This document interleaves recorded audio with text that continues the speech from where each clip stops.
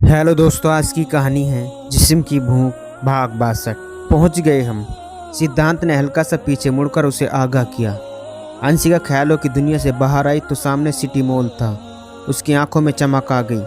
इतने दिनों के बाद, कैद के बाद अंततः आज़ादी फील कर रही थी। हालांकि वह सभी को याद कर रही थी और उसका बस चलता तो हवेली यहाँ उठा लाती। पर यह सब सोचने में अच्छा लगता था। वास्तव में ये सब असंभव था। सिद्धांत उसके साथ ऊपर सीढ़ियां चढ़ने लगा। वह अपने ब्लैक गॉगल्स लगाए लोगों की तवज्जो का मरकज थी, जबकि सिद्धांत आदत के मुताबिक सिंपल सा शर्ट और फॉर्मल पैंट में भी आकर्षक लग रहा था और खुद पर कभी भी इतना ध्यान नहीं देता था। बस जो मिला पहन लिया, जैसा रह लिया। दुनिया की चमक दमक से दूर वो अपने विचारों के मध्य रहने वाला इंसान था। घर की ज़रूरत की चीज़ें दोनों लेने लगे। अंशिका को ज़्यादा आइडिया नहीं था और नए सिद्धांत को, पर दोनों किसी न किसी समय के लिए एक दूसरे से क्यों ऐसे उलझ पड़ते, जैसे दुनिया ही घर गृहस्थी में निपुण हो और सत्य में अनाड़ी। ये कंबल लेना है मुझे, कितना सॉफ्ट है, अंशिका ने कंबल को अपने गालों से लगाते हुए कहा, जबकि सिद्धांत दूर से ही मुंह बनाने लगा। पहले से है ना ब्लैंकेट, ज़रूरत क्या है आखिर। सिद्धांत ने उसे जता दिया कि इस बार वो ठंड में अलग नहीं सोने वाला। अंशिका बुरा सा मुंह बनाते हुए आगे बढ़ गई। ढेर सारे सामान के साथ दोनों घर में एंटर किए। देखो, मैं काफ़ी ज़्यादा थक चुकी हूँ। सारी मेहनत मैंने की है, इसलिए तुम ये सारे बर्तन और सामान लगा दो। मैं बस सोऊंगी अब। वो दोनों हाथ खड़े करते हुए अंदर चली गई। सिद्धांत सामानों को देखता रह गया। इससे बेहतर इसे वही छोड़ आता। सारा काम जब खुद ही करना है तो आने का क्या फ़ायदा। और रोमांस का भी दूर दूर तक कोई निशान नहीं। किसी तरह बर्तनों को उसकी जगह तक पहुँचाने के बाद वो वही सोफे पर ढेर हो गया। सुबह आँख खुली तो वह झटके पे उठ बैठा। सोफे पर पड़े पड़े सोए। उसे होश ही नहीं रहा कि कपड़े भी चेंज करने हैं। वो जल्दी से उठकर वॉशरूम भागा। बाहर निकला तो अंशिका किचन में खटर पटर करती नजर आ रही थी। वो वहीं चला आया। सुनो, मुझे ऑफिस जाना है तो प्लीज़ जल्दी से नाश्ता बनाना, ओके। वो उसके चेहरे को गौर से देखते हुए बोला, जो आटे की भेंट चढ़ा हुआ था। दबी मुस्कुराहट के साथ अपना बैग रेडी करने लगा और जब नाश्ते की टेबल पर बैठा तो अंशिका ने उसके आगे चाय और पराठे के साथ आमलेट रख दिया। ये क्या है। जले हुए पराठे को चाय का रंग, जो दिखने में चाय कम और चाय मिला हुआ पानी ज़्यादा दिखाई दे रहा था। दांत की आंखें फैल गई। ये चाय है, पराठे। उसने जले हुए पराठे को उसके आगे किया, जिसके छेद में उसका चेहरा दिखाई दे रहा था। अंशिका ने बुरा सा मुँह बनाया। देखो, ये पहले ट्राई किया था मैंने, ओके। वो धीरे धीरे ही आ जाएगा। सिद्धांत ने बेचारगी से मुँह बनाया और जैसे तैसे उस पराठे को खाकर ख़त्म किया और चाय को जैसे ही मुंह में डाला उसके पूरे दिमाग के तार झंझना उठे थे। एक बात बताना ज़रा, शुरू में तो तुमने आलू के पराठे बहुत अच्छे बनाए थे, तो अब ये जुल्म क्यों कर रही हो। सिद्धांत ने दूसरा घूंट भरने की जहमत नहीं की। एक ही घूंट काफ़ी था उसके स्वाद को तहस नहस करने में। हाँ तो पकौड़े तो आते ही मुझे बनाने, उसने तुनक कर कहा और झट से किचन में चली गई। सिद्धांत अपना बैग कंधे पर डाले बाहर निकलने लगा कि उसके करीब किचन में चला आया। वो खाली प्लेट धुल रही थी। सिद्धांत पीछे से उसके गालों पर एक प्यार भरा किस देते हुए तेजी से पलटा। वो बाहर निकल गया। अंशिका आने वाली साफत से चौंकी। जब तक वो समझती वो बाहर निकल चुका था। अब उससे कोई काम नहीं होना था। इस तरह वो उसके जज्बात से नहीं खेलने चाहती थी। पसंद तो करती थी और उसके दिल में अपनी जगह क्लियर करना चाहती थी।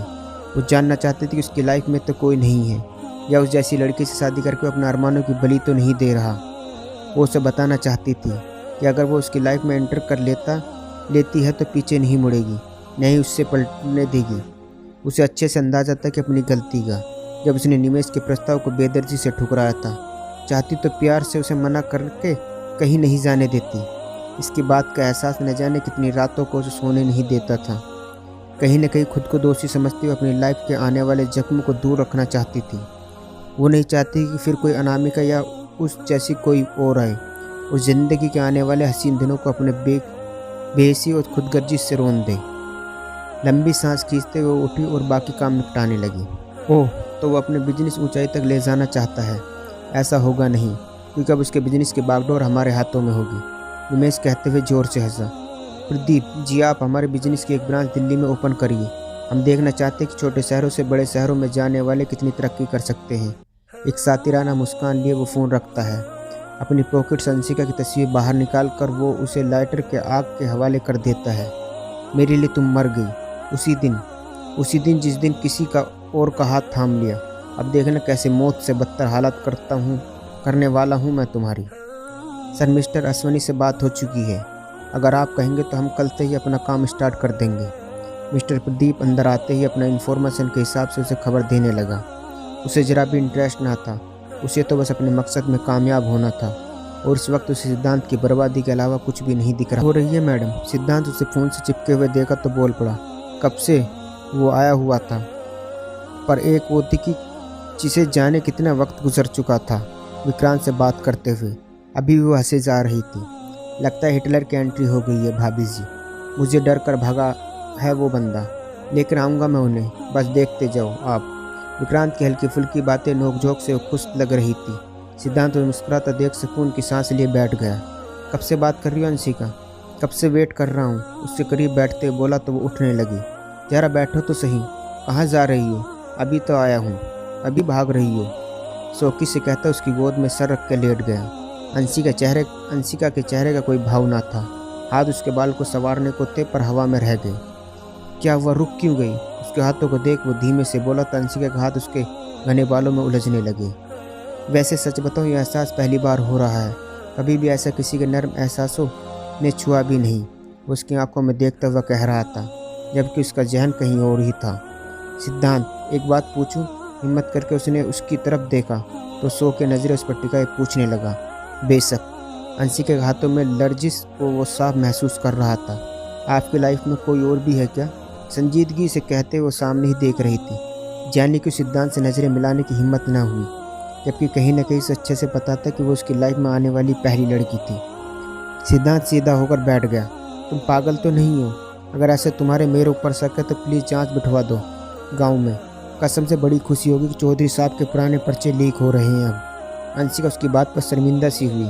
सिद्धांत चिढ़ा हुआ था। अगर ऐसा नहीं तो मेरा एक सवाल होगा आपसे कि अगर मेरी तरफ पढ़ना है तो पूरे खुलूस और ईमानदारी से, क्योंकि अब किसी और की बेवफाई झेलने बात नहीं है मुझ में। और अगर लगे कि मैं आपके लायक नहीं हूँ तो मुझे छोड़ सकते हो, तो मैं बिल्कुल बुरा नहीं मानूंगी। आपके हक है आपकी लाइफ में भी ऐसी लड़की आए जो प्योर हो, जिसके दिल में किसी और की मोहब्बत ना रही हो, जिसके वजूद पर किसी के निशान ना बाकी हो, वो बस आपके लिए बनी हो। इतना कहने के साथ उसने सिद्धांत को देखा जो सामने खिड़की को ऐसे गौर से देख रहा था मानो वंशिका की बात सुन ही नहीं रहा हो गया तुम्हारा? तो सुनो बात मेरी लाइफ में आने वाली लड़की नहीं हो तुम, बल्कि मेरी लाइफ की आखिरी लड़की भी तुम ही हो।